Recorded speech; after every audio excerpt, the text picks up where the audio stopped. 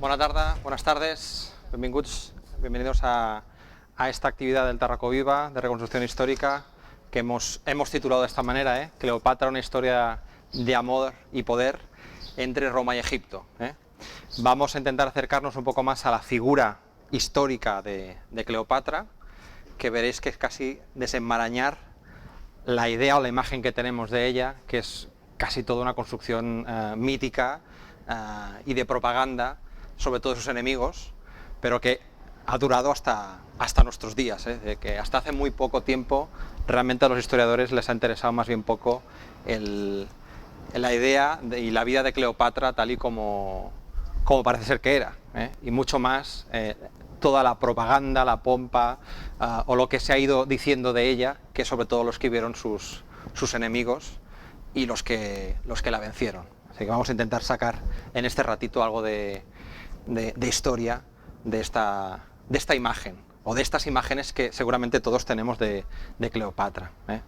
Digamos que es casi, podemos decir, cuando hemos empezado a buscar imágenes de la historia del arte vinculadas a Cleopatra, casi podemos decir que es un género artístico.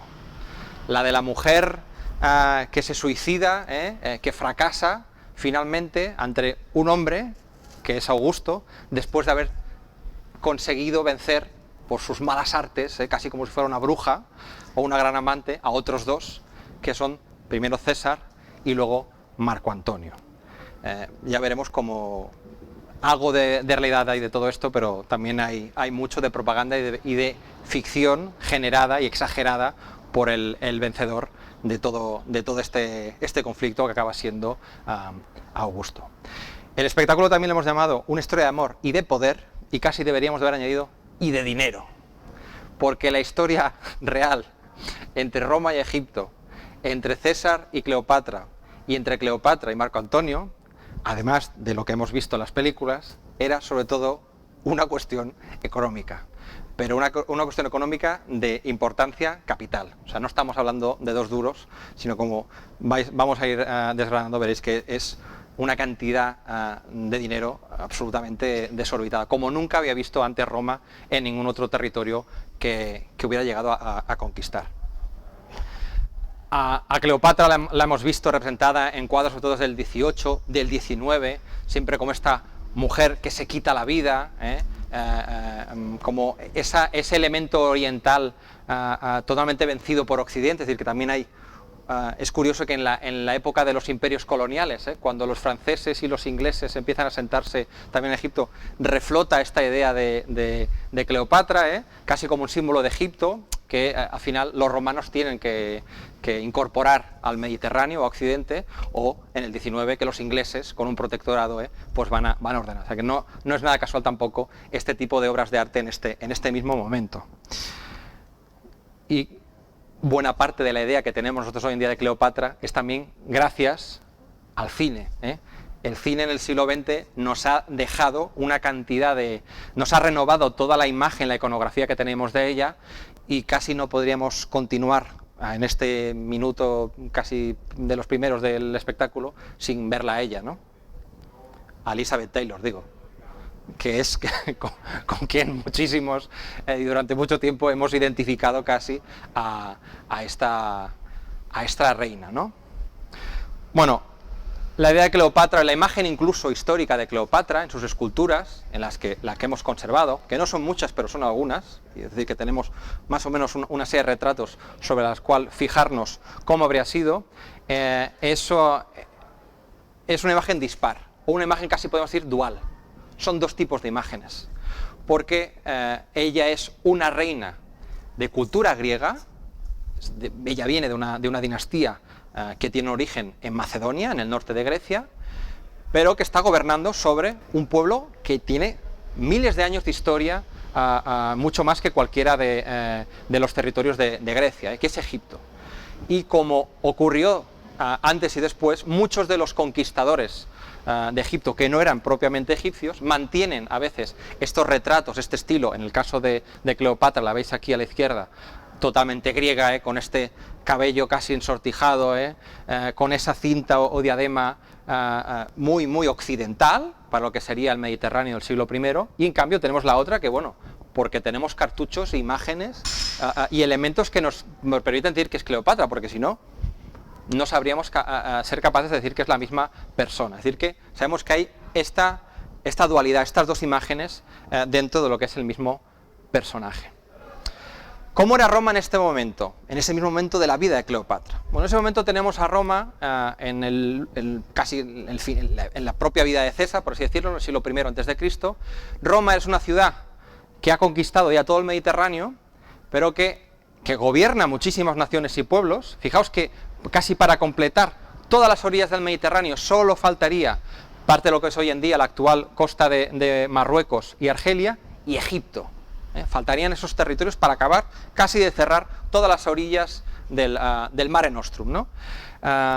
Conquista y controla todos esos pueblos y naciones, pero en cambio es una ciudad incapaz de gobernarse a sí misma. Roma tiene unos problemas muy profundos en lo que es la desigualdad. Ese crecimiento, esa conquista que les ha llevado a los romanos desde el Lacio, desde el corazón de Italia, a los confines del Mediterráneo, ha hecho que toda la riqueza que ha ido llegando a la capital se distribuya de maneras muy, muy distintas. Y esto va a generar una serie de desigualdades, sobre todo económicas, que acabarán generando choques de violencia dentro de la sociedad romana. Es decir, que Roma estaba en un momento realmente crítico, el del final de la República Romana, a la cual hemos dedicado y estamos dedicando esta edición del Tárraco Viva. Las élites, que se representaban sobre todo en el Senado, es el auténtico corazón de la República Romana, ahí casi podemos advertir o a ver dos grandes grupos, dos tendencias.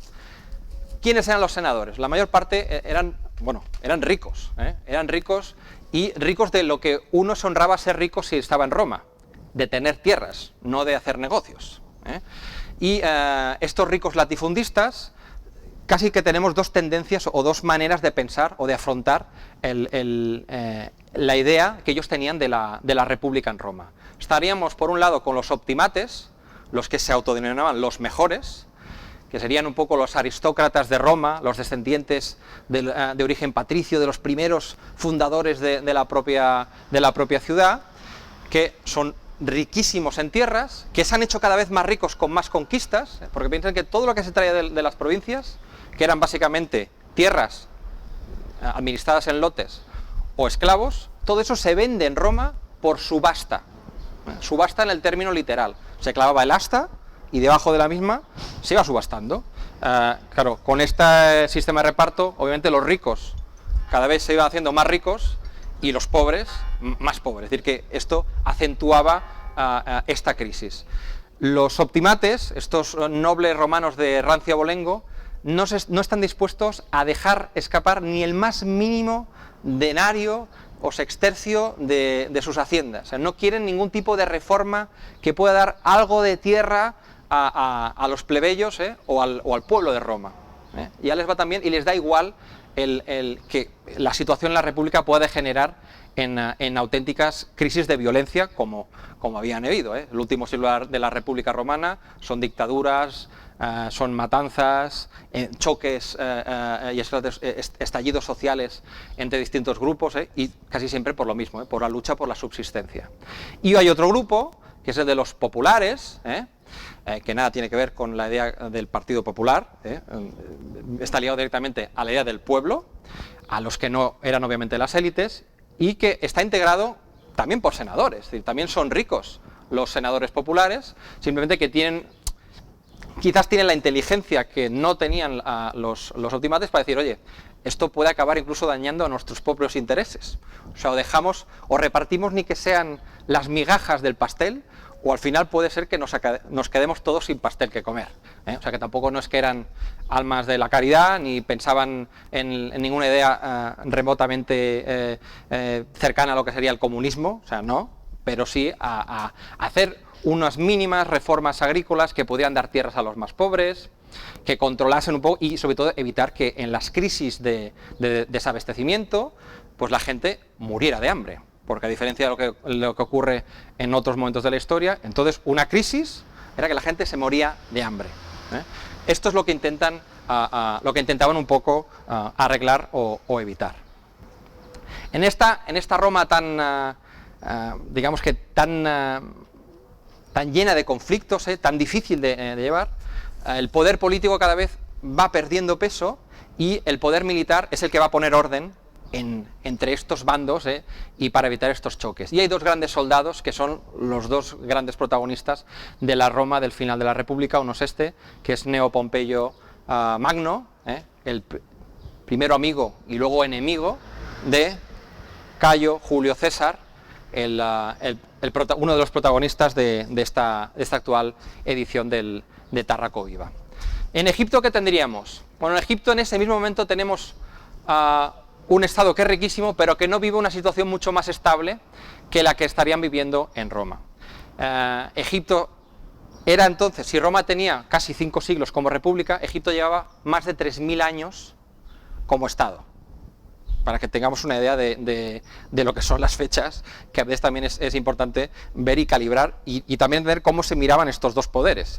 O sea, Roma, aunque tuviera 5 siglos, seguramente los egipcios lo miraban como un estado joven en el Mediterráneo que últimamente estaba como muy subidito, pero tiene 5 siglos, igual caen ahora y nosotros seguimos. O sea, tampoco no estaba del todo claro lo que iba a ocurrir.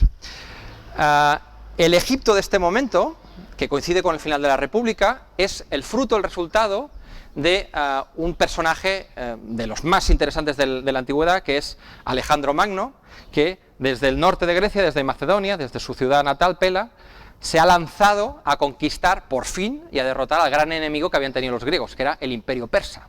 Los persas habían incluso tomado el control de Egipto y desballestando y conquistando todo el imperio persa, incluso llega a Egipto.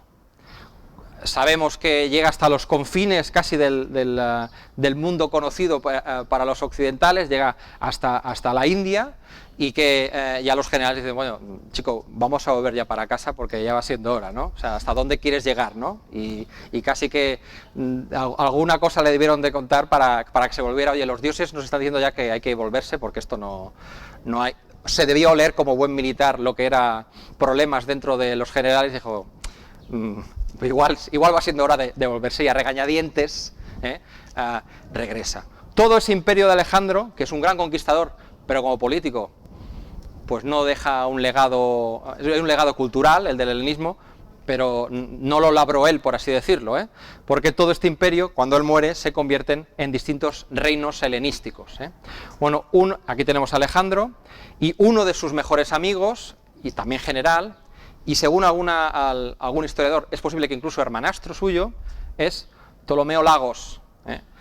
Ptolomeo Lagos es el que va a heredar una parte muy importante del pastel de todo ese inmenso imperio, que es Egipto.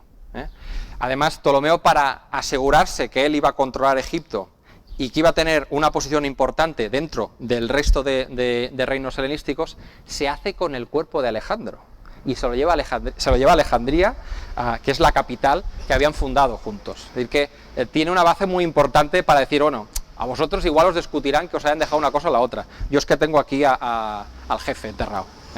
Lo cual esto también es importante. Y Ptolomeo hace algo que es revolucionario. Aquí lo tenéis, a Ptolomeo Lagos, y si os digo que este también es Ptolomeo Lagos, me diréis, pues te vamos a creer, Julio, pero porque tú lo dices.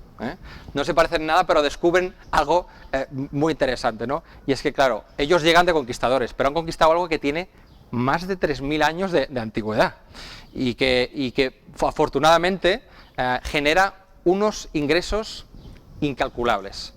Tantos que si hacía falta ponerse un faldellín de faraón, se lo ponía uno. Si había que ponerse el menes encima, se lo ponía.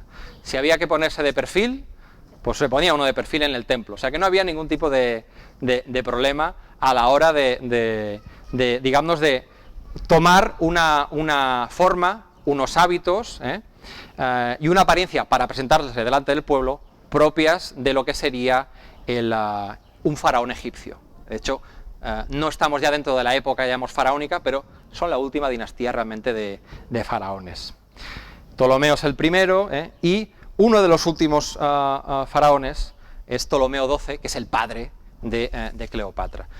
¿Cuál sería la capital de este reino tolemaico? Bueno, Egipto había tenido en 3.000 años, puedes imaginar, más de una capital. te estaríamos hablando de Memphis, también de Tebas, Waset, de Tanis, de muchas otras capitales, la que funda el propio Alejandro con su nombre, no la única. Alejandro fundó muchísimas Alejandrías, pero fijaos que la que ha quedado con ese nombre es la ciudad casi que en la costa del Mediterráneo, y fijaos que crece entre dos aguas, entre la de uno de los lagos por las que desaguaba también el propio río Nilo y el mar Mediterráneo, es decir, un lugar totalmente privilegiado para controlar el comercio en el Mediterráneo y para extraer todas las riquezas, sobre todo el grano, que venían de Egipto.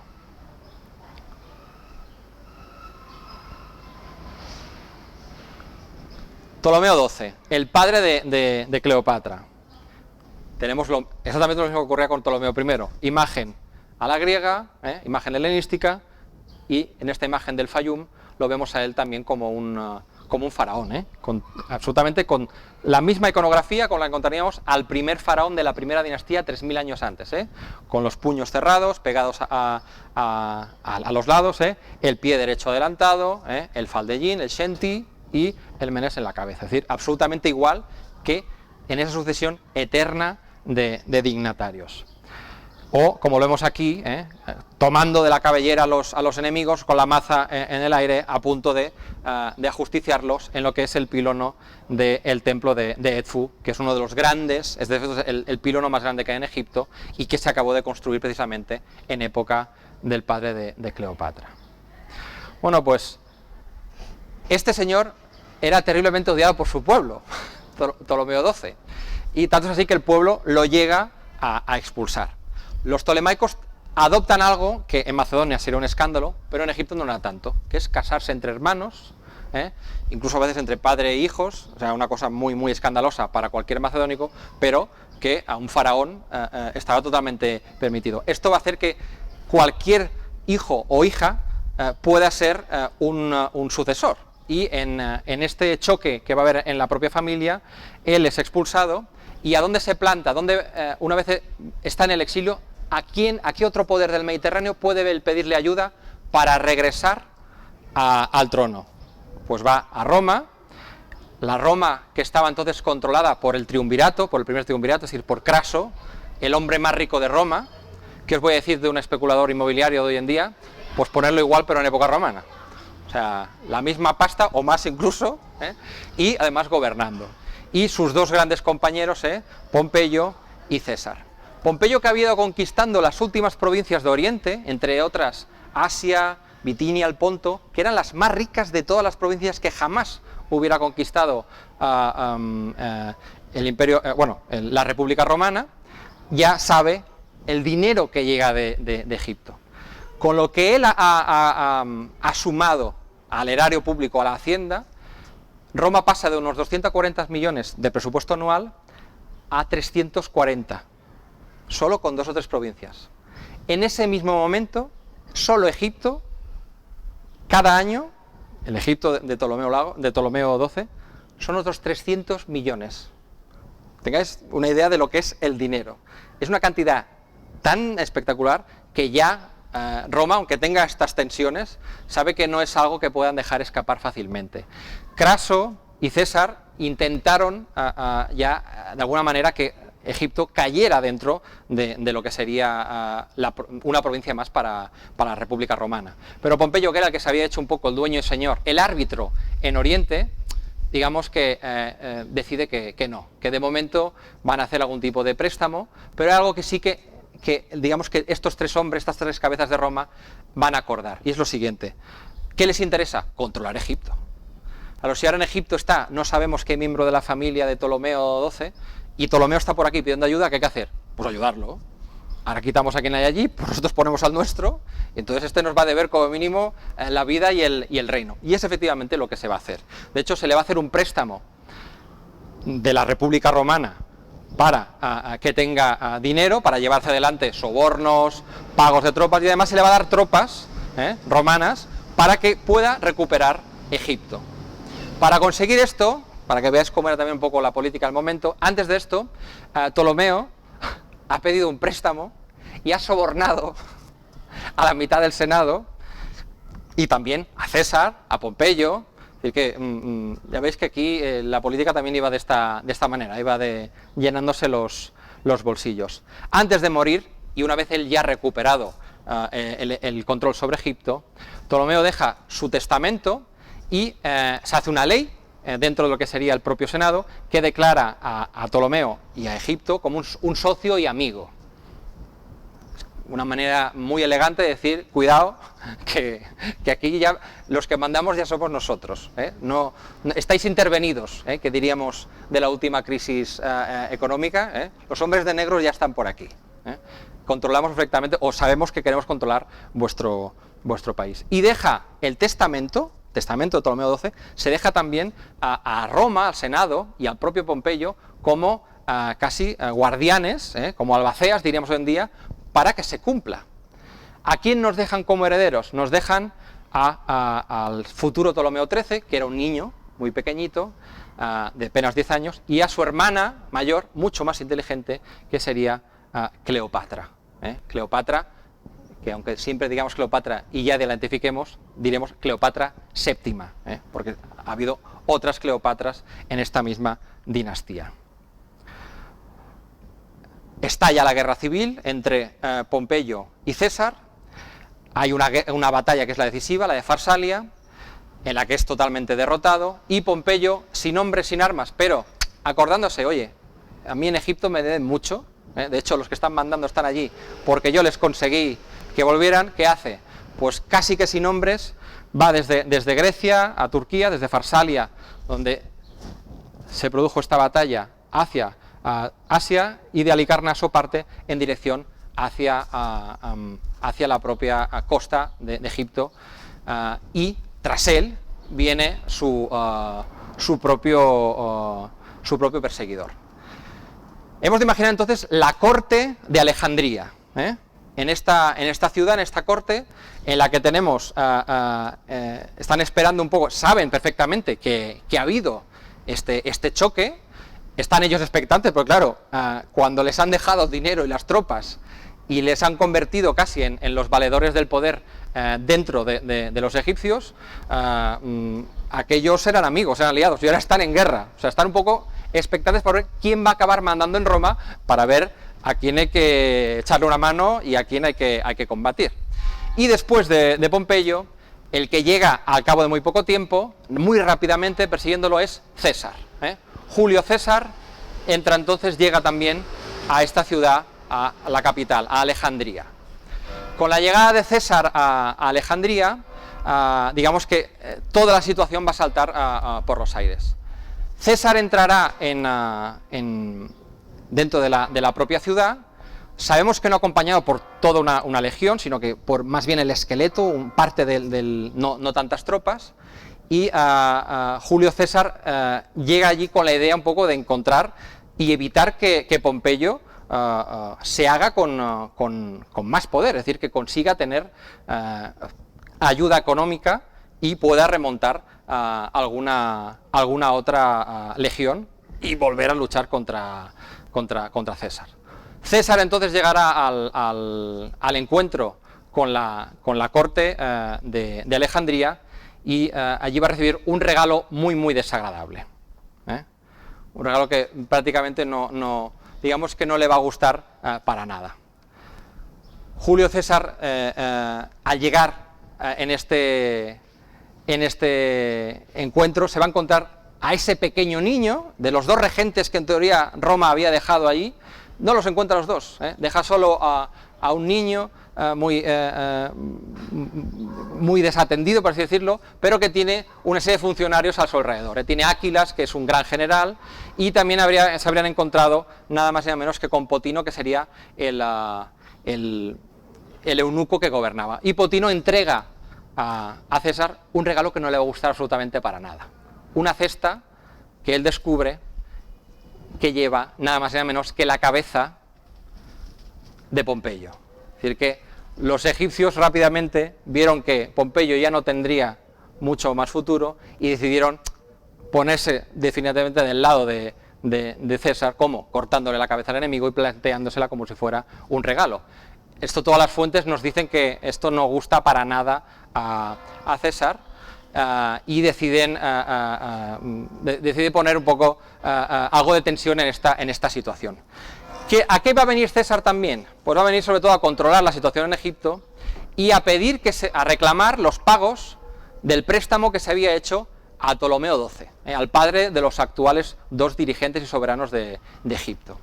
Y como no hay un acuerdo inicial, viendo que no está Cleopatra, que es la otra regente, oliéndose obviamente que hay inestabilidad también por el control en Egipto, y sabiendo que si no llega el grano de Egipto hacia Roma, la paz o la victoria que él ha tenido sobre Pompeyo no va a durar mucho si no hay grano con el que alimentar al pueblo, decide quedarse a controlar la situación en Egipto. Es decir, que casi que se queda como tutor de esta monarquía, y ahí se va a quedar César.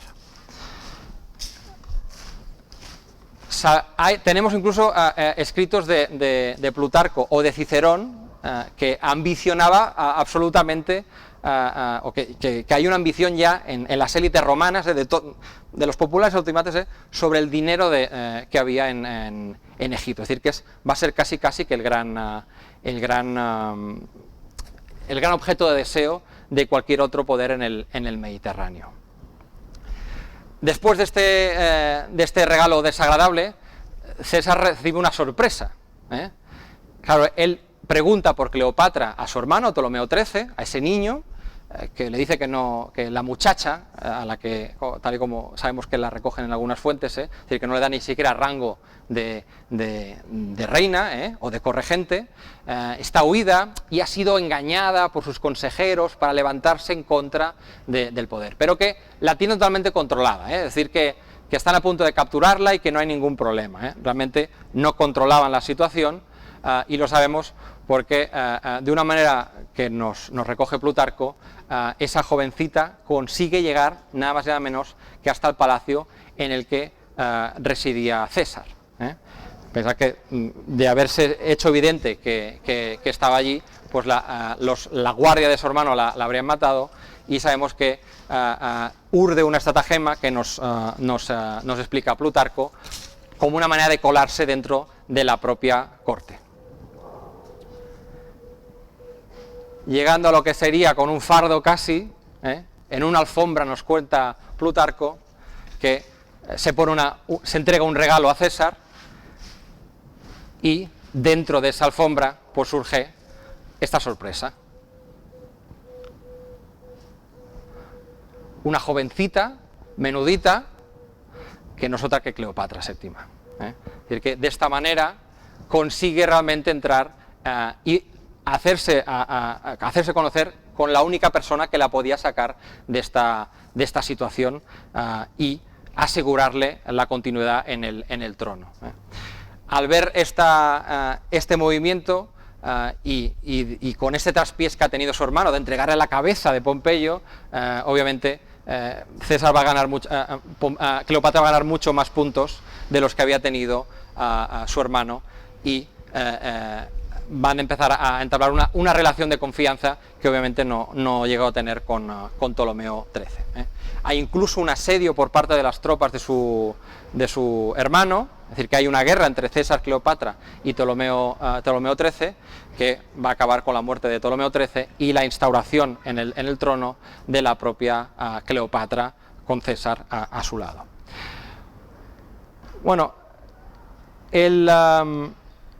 la imagen de Cleopatra, que es una imagen que igual la tenemos un tanto idealizada, más bien la de esta jovencita griega de pelo rizado, que tiene poco que ver a veces con las imágenes de Hollywood. O sea, no es ni mucho menos la idea que hemos tenido recogido en muchas fuentes, como una belleza, despampanante. Era una mujer terriblemente interesante, pero por lo que sabía y lo que era capaz de hacer. Sabemos que, por ejemplo, controlaba 6 lenguas. O sea, no habría mucha gente viva en aquel momento que se hubiera hablado además del griego, del latín, del hebreo, del árabe, del bereber. Consiguió hacer algo que ninguno de sus otros antepasados había conseguido hacer, de su propia dinastía, y es aprender el egipcio. Ella quiso aprender esto, que parece una cosa muy lógica, pero ningún otro de los gobernantes ptolemaicos se había querido acercar de esta manera a su propio pueblo, poderles hablar en su propia lengua. Es decir, que ella nos habla de alguien que tiene muy en la cabeza la idea de ser una mandataria occidental, pero para el gobierno de estos egipcios, que es un pueblo oriental. Es decir, que esta idea de Oriente y Occidente unidos en la cabeza y en la idea que tenía Cleopatra para gobernar a Egipto y de lo que podía ser el Mediterráneo es algo que se evidencia ya desde ese mismo momento. Y si algo va a explicarle Cleopatra a César, es sobre todo también, y va a descubrir el propio César, es la riqueza y las fuentes de esta riqueza que tenía Egipto. Egipto no era solo extraordinariamente rico por la cantidad de trigo, sabemos que es el granero del Mediterráneo, lo era por este desbordarse el río Nilo cada año y dejar esta tierra negra tan fértil que permitía unas cosechas increíbles, como no había en ningún otro lugar del Mediterráneo, sino sobre todo porque Egipto controlaba 3 importantísimas rutas comerciales, que es lo que explica la riqueza por el comercio que controlaba también Egipto. Aquí tenemos una imagen en la que vemos el río Nilo, vemos Egipto, el Mar Rojo y Arabia. Si superpusiéramos un poco algunos de los estados que tendría más al sur, veríamos Aksum, en la zona de Etiopía, y en cambio, en el otro lado, en el sur de Arabia y el Yemen, es de donde vendrían la mayor cantidad, son los lugares en los que se produce la mayor cantidad de incienso de todo el continente euroasiático. Puede parecer un producto que sea fácil de encontrar, pero claro, pensad que desde el Japón hasta las Islas Británicas, todos los dioses de cualquier culto, desde el siglo I hasta hoy, a todos les ponemos lo mismo, incienso. O sea que no es una cosa poco buscada.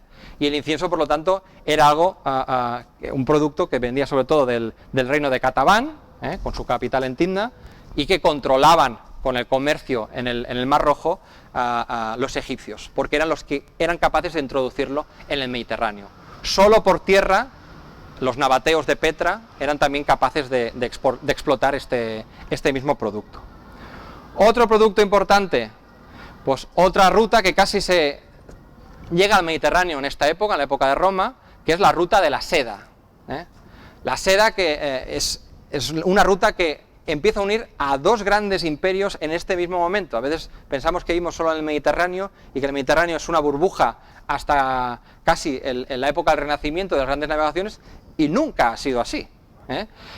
El imperio Han, que ocupa lo que sería entonces la China, cruza todo lo que es por el norte de China, el desierto de Taklamakan hasta llegar a Khotan, pasan por encima de las cordilleras y llega prácticamente hasta el Mediterráneo. Bueno, el primer puerto y el más importante donde se comerciaba la seda ya en aquel momento, también en el Mediterráneo, sería Alejandría. Plinio nos cuenta, por ejemplo, de los chinos que no llegaban, que nadie se imagine que una caravana china llegaba desde allí hasta aquí, por favor. Pero sí que se sabía de ellos, porque tenían contacto con los persas. Los romanos le llamaban los seres, seres de la seda. Y decían que eran mudos, que no hablaban, porque al parecer, ya bien listos los chinos como yo solos, ponían un precio, una cifra y no negociaban nada. O sea que los decían, o esto, o recogemos la seda y nos vamos para casa. O sea que o pagáis esto o nos volvemos. Y como buenos chinos, contaban cuentos chinos a todo aquel que le preguntaba de dónde salía ese producto, ¿no? Que si se recogían los árboles, que si eran hilos cosidos de pelos de dragón, o sea, lo que quisieran, con tal de que nadie se enterase realmente de dónde venía esta lujosa tejido, que sabemos que además era una fuga de capitales enorme del Mediterráneo hacia Oriente. Roma incluso tiene que hacer una serie de leyes para prohibir que se compre y se venda pañuelos de seda de más de cierto tamaño, porque claro, eso era dinero que se iba hacia allí, que teníamos que comprar a Oriente, y no había nada que a Oriente le interesase del Mediterráneo. O sea que es bastante complicado el comerciar con ellos. Y otra ruta, también muy importante, seguramente más en el volumen económico, es la de las especias. A veces creemos que como estamos en el Mediterráneo, todo viene por la misma parte, la ruta de la seda, ruta de las especias, todo lo mismo. No, no. Son dos cosas bastante distintas, y sobre todo si llegan al Mediterráneo. En todo lo que sería la zona de las especias, que viene básicamente todo lo que es la costa de la India, pasando por debajo de lo que sería la península arábiga y entrando en el Mar Rojo, llegarían hasta los puertos de Andulis, de Berenice, de Míos Hormos, otros puertos que tendría Egipto en el Mar Rojo y que eran importantísimos para poder comerciar con todo esto. Sabemos que se hacían flotas que hacían casi como una expedición anual, pero que la cantidad de dinero que venía por aquí era increíble. O sea, era tan importante que ya en época del Imperio hay embajadores romanos que hay puestos comerciales de Roma en la especiería. Y hay contacto, aquí sí que hay contacto comercial, es decir, hay productos que van también desde nuestra casa, desde aquí, desde Tárraco, por ejemplo, hay ánforas que habían llegado hasta la propia India, es decir, que hay un contacto comercial muy, muy importante. ¿Recordáis esto? No hace mucho, El maldito Evergreen que va y se queda clavado allí en medio del canal de Suez.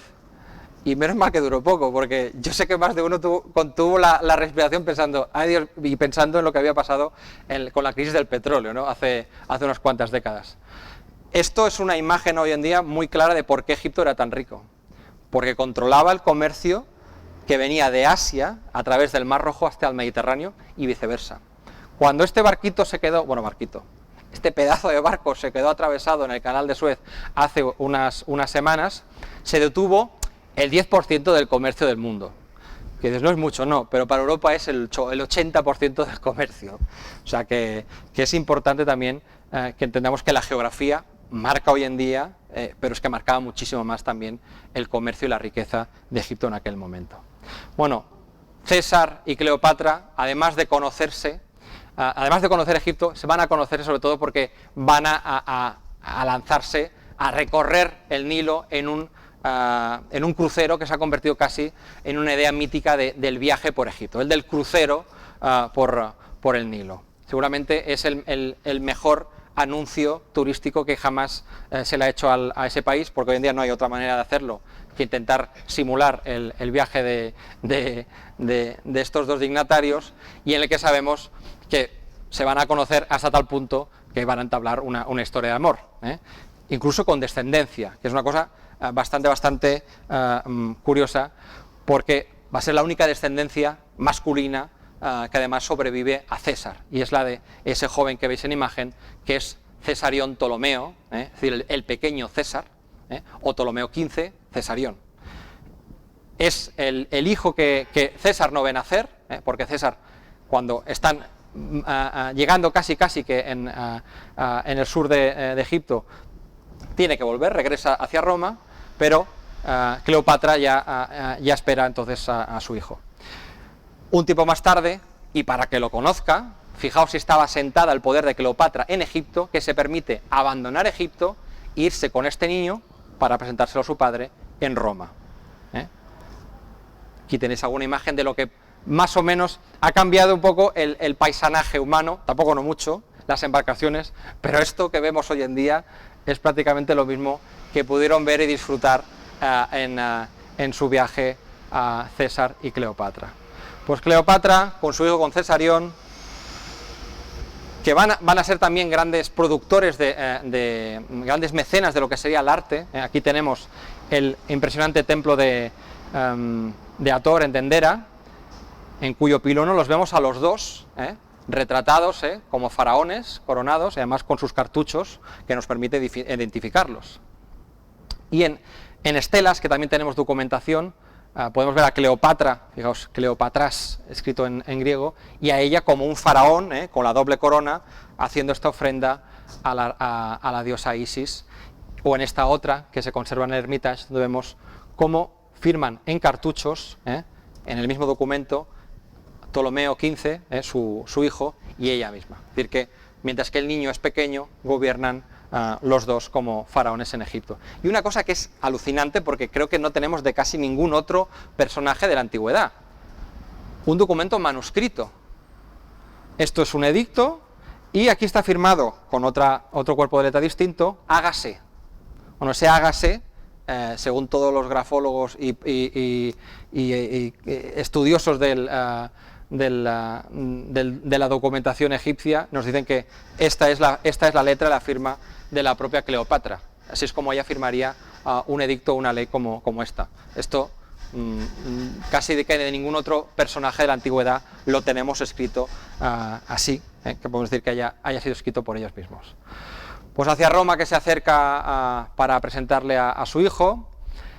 Sabemos que mientras que estuvieron en Roma, estaba viviendo en lo que sería la villa de César, una villa que estaría al otro lado del Tíber, en lo que sería el Trastevere, que seguramente era la villa del suegro de César, es decir, de Calpurnio Pisón, y que, fijaos cómo es la cosa, o sea, César casado con Calpurnia, pues el suegro le deja la casa a César para que allí tenga al amante y a su hijo. Claro, es que no es cualquier amante, es la reina de Egipto, y ya hemos hablado de lo que era Egipto. Egipto era demasiada pasta como para dejarla escapar, y no podían hacer otra cosa. Pues allí están cuando sucede esto. Los idus de marzo no les pilla en otro lugar sino en Roma, y aquí también demuestra ser ella una mujer, una mente pensante. Aquí empezamos a poder desentrañar el mito y ver realmente quién era. Era una mente política también. Dice, vale, han matado a César, ¿qué hace? ¿Sale corriendo? Pues lo que podía haber hecho, pensando, pues, yo estoy aquí en teoría como invitada de César, soy la amante de César, soy una reina oriental, no ha caído precisamente muy bien, sobre todo entre los optimates, es decir, entre los que han asesinado a César. Entre ellos, por ejemplo, la voz de ese grupo, que es Cicerón, nos la deja, pero vamos, al rango de una prostituta vulgar, o sea que no ha caído precisamente muy bien. Pues no se va, se queda casi un mes, porque para ella es vital saber quién va a controlar Roma. Ella no puede volverse a Egipto así como así, sin saber quién va a ser su valedor en el Mediterráneo. O sea, Egipto ya tiene muy claro, aunque tenga muchísimo dinero, el dinero no puede controlar lo que era la política o el poder que ya tenía en aquel momento Roma. Y a la muerte surge este segundo triunvirato, estas otras tres cabezas pensantes, son Lépido, Marco Antonio y el joven Octaviano, a que luego conoceremos como Augusto, que se reparten en el Mediterráneo en estos tres, casi en estas tres partes. Al pobre Lépido le dejan África y Numidia, que es como decirte, te damos por perdido, o sea, no va a tener absolutamente ningún tipo de peso en la política, y tampoco eran provincias importantes. Augusto se queda con todo el occidente, se queda en Italia, pues se queda con las Galias, la Galia Cisalpina, Hispania, que es, vale, está más cerca, controla Roma, tienes el poder político, que al final va a ser también lo más importante, pero no tienes el dinero. El dinero, que esto es lo que debió pensar Marco Antonio, yo me voy a Oriente, que es donde está el dinero, además está Cleopatra, y ya verás como aquí al final el que gana esto voy a ser yo. Como ya sabía muy claro que donde pueden haber roces es entre el heredero de César, por vía testamentaria, que es Augusto, y Marco Antonio, va a haber una alianza matrimonial. Octavia, la hermana de Augusto, se casa con Marco Antonio. Entonces digamos que se equilibra de esta manera. Pero Marco Antonio deja a Octavia en Atenas y él decide que Oriente es mucho más grande, que hay esta parte aún por conquistar y que él tiene que entrar en contacto con otro personaje importante, que es con Cleopatra. Cleopatra y Marco Antonio se encuentran seguramente en Tarso. No es la primera vez que se han visto, se habían visto ya cuando ella era pequeña, y Cleopatra va a conocer entonces, ya como soberana, a este dignatario, a este triunviro de Roma, que es Marco Antonio. El encuentro tiene lugar en Tarso, aún hoy en día en esta ciudad. Consideramos una puerta monumental que se llama la Puerta de Cleopatra, porque dicen que es la que atravesó ella después de desembarcar en una nave lujosísima, y allí es donde se va a encontrar realmente con Marco Antonio. Y si en la historia con César era casi la de dos titanes intentándose seducir el uno al otro, porque los dos eran auténticas mentes privilegiadas, aquí, hombre, aquí hay alguien que ya tiene, digamos, mucha más mili en lo de la seducción que otro, que es prácticamente es Cleopatra. Es decir, que aquí cae rendidito, o más bien rendidito a los pies, o a la imagen de lo que le puede aportar para su carrera y el dinero que podía darle, y casi como viendo a Egipto como una llave para poder acabar venciendo a Marco Antonio. Tenemos una escena que casi nos delata en las crónicas lo que era el lujo en esta corte, el lujo o el desenfreno. Es la escena famosa en el que se conocen en un banquete. No os penséis que era uno, sino que debía ser bastante a menos la vida en esta corte con estos dos personajes que sabemos que eran muy de disfrutar de la vida, por así decirlo, y Cleopatra prometió el banquete más rico que jamás hubiera podido llegar a tomar Marco Antonio, ¿no? Y bueno, pues a mitad del banquete Marco Antonio se lo mira un poco diciendo, pues no sé, ¿qué quieres que te diga? Creo que hemos comido mejor en otras ocasiones. Se arranca una perla que era casi del tamaño de una almendra, y la mete en un vaso de vinagre. La perla se deshace y se la ve delante de todo el mundo.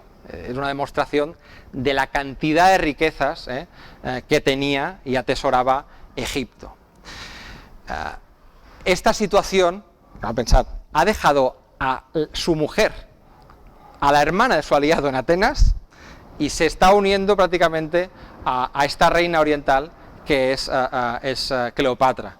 En Roma todo esto va a ser recogido con bastante inquietud, y cada vez más vamos a empezar a tener problemas o choques por este acercamiento y esta historia de amor entre Marco Antonio y Cleopatra. Estos problemas entre Roma y Egipto van a darse por una cuestión muy sencilla.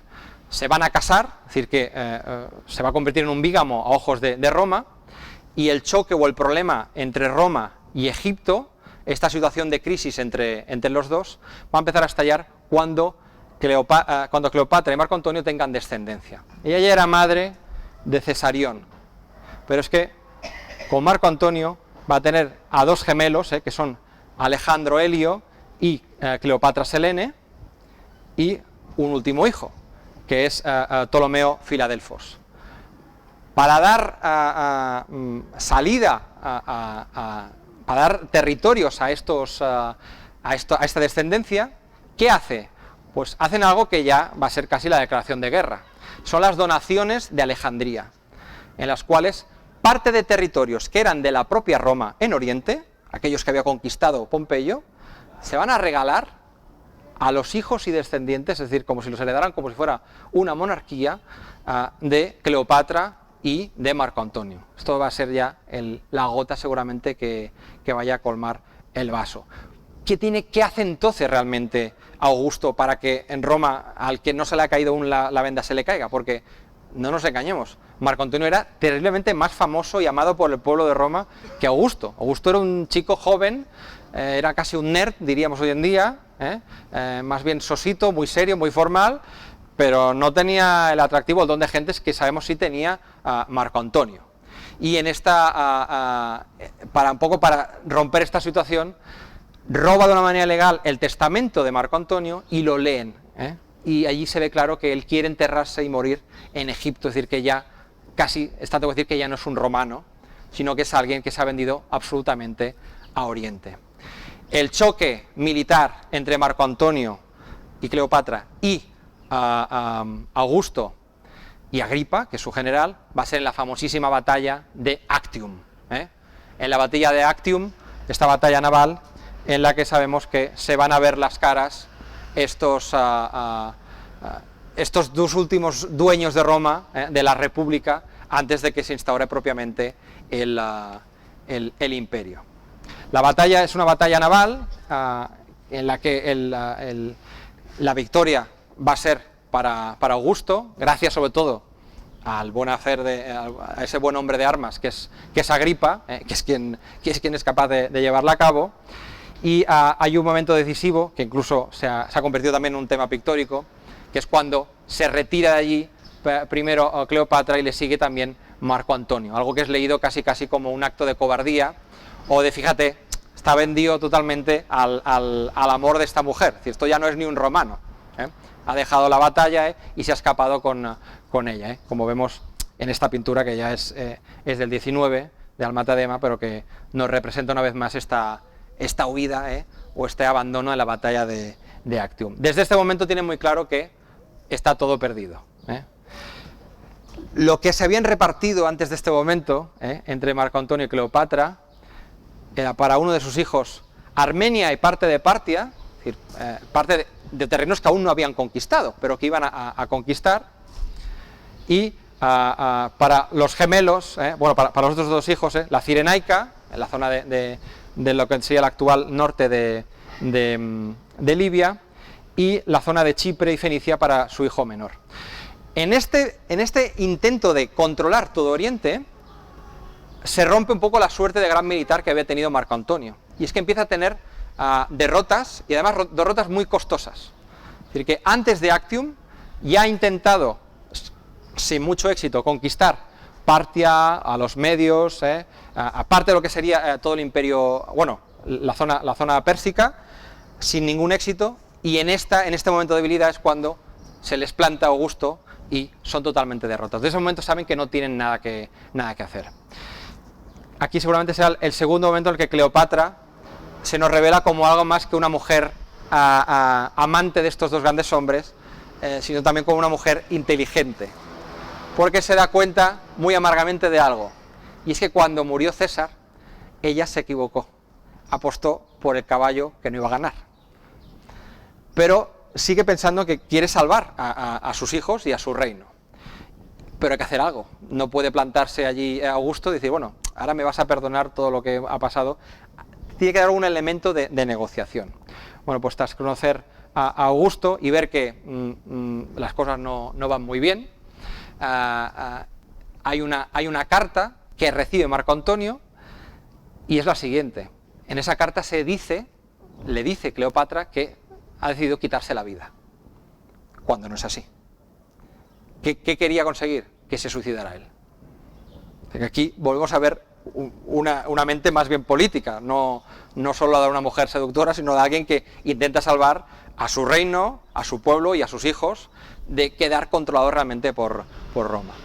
Pero después de la entrevista con Augusto, va a descubrir que Augusto no es alguien con el que vaya a poder tener la suerte que había tenido ni con César ni con Marco Antonio, sino que con Augusto no va a poder tener esta capacidad de negociación. Y antes de que llegue y ocurra con ella lo mismo que había ocurrido con otros dignatarios, de que sea encadenada detrás de un carro y pase por el foro en el triunfo de Augusto como una presa, lo que decide es el suicidio. Es decir, que así es como realmente va a decidir acabar. Va a decir buscar el final de una reina. Va a decidir que cuando la encuentren a ella en palacio, Augusto encuentre realmente un ejemplo de cómo un dignatario tiene que acabar. En este último momento la encontraríamos prácticamente sola. Ahora, se ha suicidado Marco Antonio, vienen por aquí los romanos, los funcionarios del palacio tendrían que estar, vamos a tomarnos unos días de asuntos propios, y ya volveremos cuando quede claro que mande, porque igual no es buena idea quedarse por aquí, por palacio. ¿Y quiénes han quedado con Cleopatra? Pues sus dos únicas sirvientas son Iras y Carmión, estas dos esclavas que van a quedarse con ella hasta el último momento. Sabemos que incluso, fijaos si quedan solas, que según las fuentes arrastran las tres el cuerpo de Marco Antonio hasta llevarlo al mausoleo en el cual querían ser enterrados. Es decir, que nos habla de tres mujeres absolutamente solas. Están ellas tres solas y han decidido, ha decidido la reina Cleopatra quitarse la vida como lo habría hecho una reina. Le entregan una cesta, un canasto, y en ese canasto, por la vía de lo que hay en ese canasto, va a quitarse la vida. No es otra cosa que un áspid. Sabemos también por algunas fuentes que desde que se caen vencidos en Actium hasta este momento, con distintos prisioneros se prueban venenos o maneras de quitarse la vida. Es decir, que la idea del suicidio está ya en la cabeza como una posibilidad en la propia Cleopatra. Y de esta manera, es decir, sentada en el trono, con toda la dignidad de una reina, es como acaba la vida de Cleopatra, no como en esas otras pinturas en las que hemos visto una mujer desnuda, tirada, vencida, sino con mucha más dignidad que la que habríamos encontrado. Es curioso porque si no fuera por esta captura, por la de Egipto, aquí tenemos esta moneda de Augusto, donde leemos Egipto capta, Egipto capturado, con este cocodrilo, la historia romana hubiera continuado siendo un desastre en el reparto tan poco equitativo de las riquezas. Gracias a esta captura, Augusto va a inaugurar una historia de paz y de mayor justicia o mayor redistribución de la riqueza en Roma, que es la del imperio. ¿Cómo? Pues creando algo que se llama la anona, todo un sistema, digamos, de equilibrio económico y de bienestar social, que los que sois asistentes al Tárraco Viva lo habréis visto otros años, pero sin el cual hubiera sido imposible que el imperio se hubiera convertido en esa etapa dorada de la historia romana y de la historia de la humanidad. Pues es curioso como 400 años después de este suicidio, aún hay cronistas árabes que hablaban de cómo una estatua de Cleopatra como Isis en la isla de Filé seguía siendo venerada como la última imagen de aquella época.